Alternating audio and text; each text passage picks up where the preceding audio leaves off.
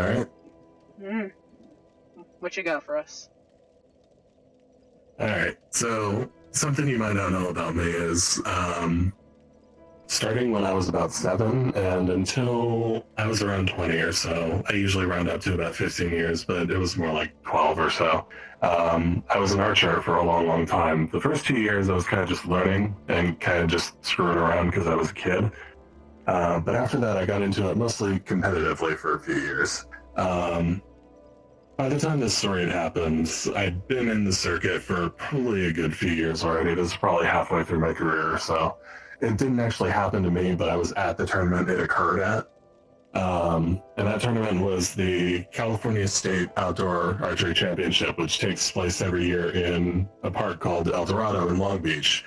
It's the same field that the 1984 Olympic archery tournament was held at, too, which is just a fun little bit of trivia, but it's also the field I spent most of my childhood learning archery at.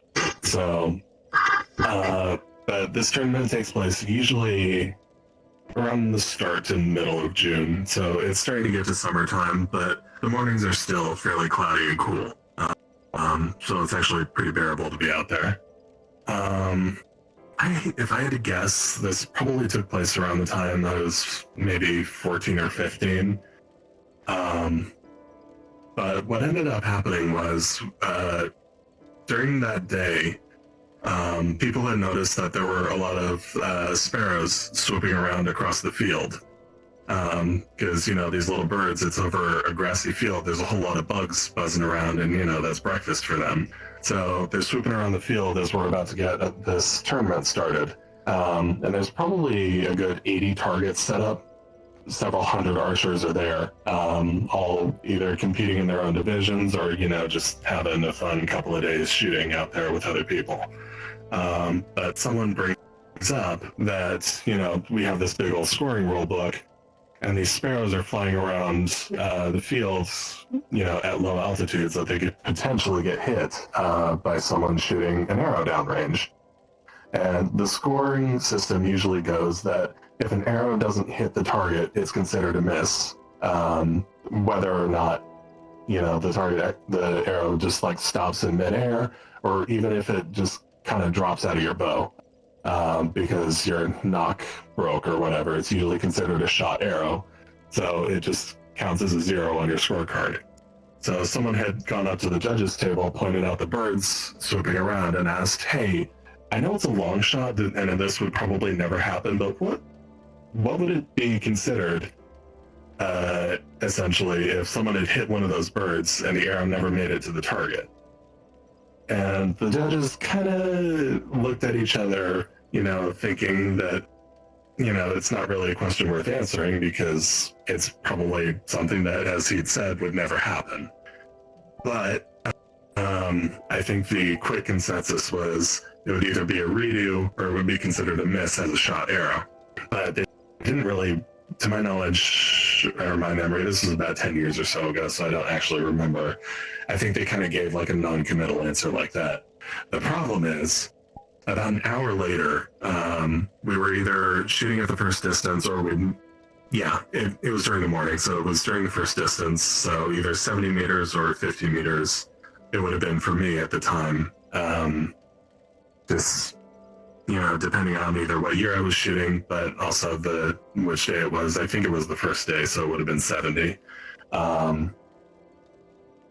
But at one point, it wasn't me, and it wasn't even at any side of the field that I'd been able to see it, but apparently somewhere on the field, an arrow had kind of just dropped out of the air, and a poof of feathers had gone with it. So, of course, because somebody had asked the judges about it and jinxed it, somebody hit a bird that day. And now the judges had to deal with this big issue of, someone actually hit a bird. Now we have to figure out, okay, what are we going to do with this? So they actually bring out the giant fucking rule book that it basically details almost every situation you could have when it comes to, scoring an archery tournament and having this sort of an issue. And so just to put this into perspective, there's anywhere from 4 to 6 judges out on the field all together standing out there, and it takes them a good hour or two. They're out there for a long, long time. This whole tournament has stopped. Nobody has gone up to score their arrows. They're all just sitting out in the targets. While these judges are just standing out in the field discussing, okay, this isn't listed anywhere in the book. What do we count this at? So a lot of people are getting frustrated, just kind of standing around. They want to shoot their arrows. It's starting to get hot. So people want to finish up and, eventually get going home. Because we still have most of the first distance to deal with. Then we have an hour lunch break, and then we still have a whole nother distance to do. Which, when you have several hundred archers and 2 lines of shooting for each round, you've got a pretty freaking long day there. There's a reason it's a 2-day tournament.